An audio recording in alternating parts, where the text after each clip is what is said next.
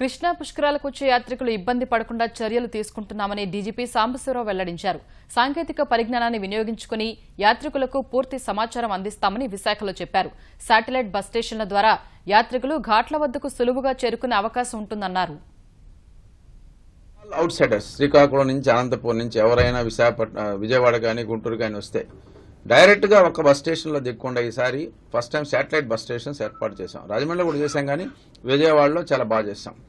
ఒక 6-7 ప్లేసెస్ లో satellite bus stations ఎక్కడ, శాటిలైట్ రైల్వే స్టేషన్స్ ఎక్కడ ఘాట్స్ లో స్నానం చేయొచ్చు, ఏ ఘాట్స్ లో ఎంత రద్దీ ఉంది అని ఈ ఇన్ఫర్మేషన్ అంతా కూడా డైనమిక్ గా పబ్లిక్ తెలిసే విధంగా పాంప్లెట్స్ ద్వారా కానివ్వండి, మీడియా ద్వారా కానివ్వండి, యాప్ ద్వారా కానివ్వండి, టెక్నాలజీ ద్వారా కానివ్వండి, we want to tell the Pushkar pilgrims.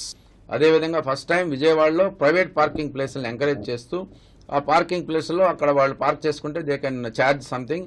నీ వెహికల్కి సెక్యూరిటీ ఉంటుంది, ఆ పార్కింగ్ ప్లేస్ను ఉపయోగించుకోవచ్చు, ట్రాఫిక్ కూడా స్మూత్ ఫ్లో అవడానికి అవకాశం ఉంది. So many things we are planning.